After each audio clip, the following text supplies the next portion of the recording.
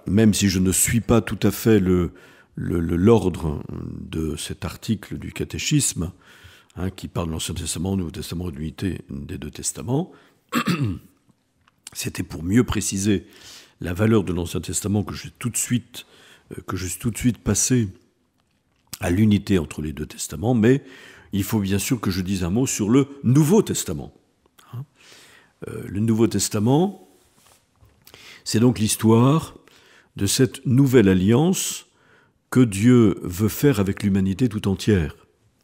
D'une certaine manière, dans l'Ancien Testament, il choisit un peuple parmi tous les peuples, mais pour en faire la lumière des nations. Voyez, Israël est appelé normalement à être le médiateur entre Dieu et l'humanité tout entière. Il est appelé à communiquer cette alliance qu'il vit avec Dieu à tous les hommes.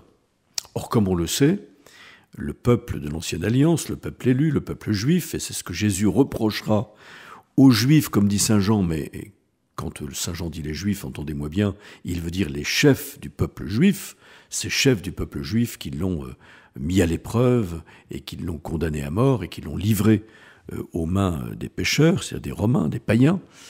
Il faut bien comprendre que ce peuple, eh bien, s'est refermé jalousement sur son privilège, sur son élection, sur son alliance, et n'a pas été capable d'accueillir toutes les nations dans cette alliance. Vous voyez, c'est précisément ce que Jésus reprochera, en disant vous avez gardé ça pour vous.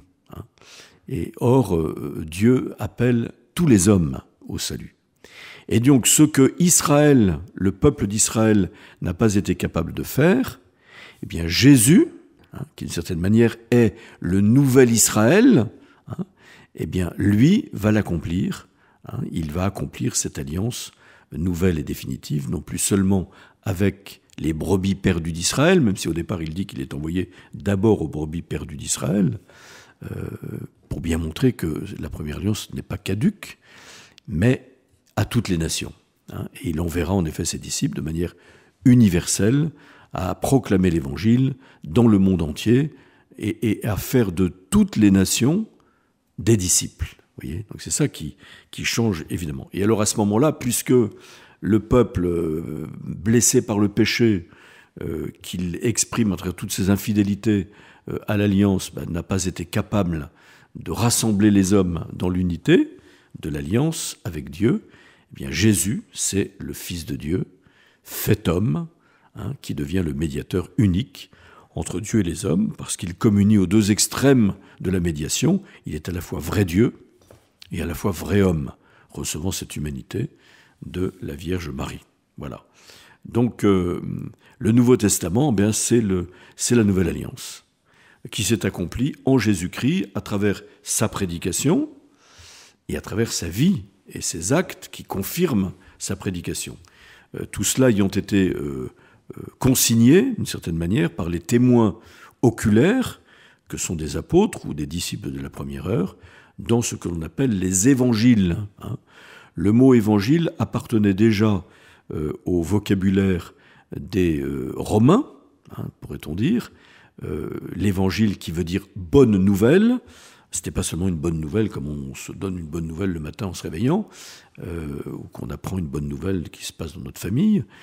C'était un évangile, c'était cette bonne nouvelle que l'empereur envoyait à une portion de peuple peuplant l'Empire romain pour leur donner une nouvelle qui était suivie des faits.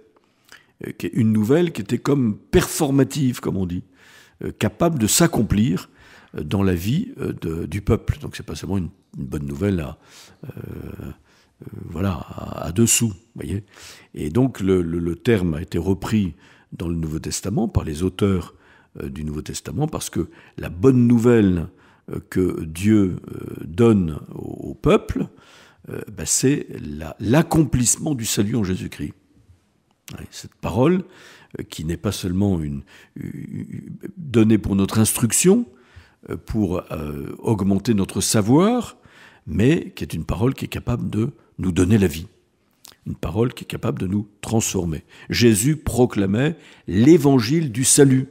Et pour bien montrer la puissance de cette parole, qui est du même ordre que la parole créatrice, au commencement, eh bien, il accomplit des gestes dont Dieu seul peut être la cause, qu'humainement on ne peut pas expliquer, qu'on appelle dans les évangiles synoptiques, c'est-à-dire les évangiles qu'on peut lire de manière parallèle, parce qu'ils ont la même construction, Matthieu, Marc et Luc, des miracles, et que saint Jean appellera plutôt des signes de la puissance de Dieu, des signes de la puissance de l'amour de Dieu pour les hommes. Voilà. Et donc l'évangile a été d'abord, qu'est-ce que c'est la source de l'évangile? La première étape, c'est la vie et l'enseignement de Jésus. Nous croyons et nous attestons de manière ferme l'historicité des évangiles, qui nous transmettent donc fidèlement l'existence de Jésus-Christ, ce qu'il a fait, ce qu'il a dit durant sa vie parmi les hommes, ce qu'il a réellement fait et enseigné pour leur salut, jusqu'au jour où il était enlevé au ciel. Vous voyez ? Donc ça, c'est le noyau central de l'Évangile, la vie et l'enseignement de Jésus, dont nous affirmons l'historicité.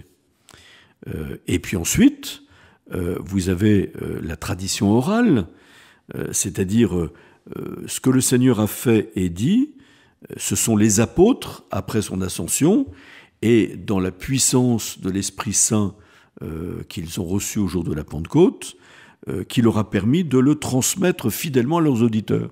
Ils ont commencé à prêcher tous azimuts ce que Jésus a dit et ce que Jésus a fait. Voilà pourquoi, lorsqu'il va falloir choisir un 12e apôtre après la défection de Judas, on tirera au sort, après avoir prié l'Esprit Saint, pour prendre un parmi les disciples qui avait accompagné Jésus depuis le début de son ministère public et qui avait été témoin de sa résurrection. Et c'est Matthias qui a été choisi au début des Actes des Apôtres pour prendre la place de Judas.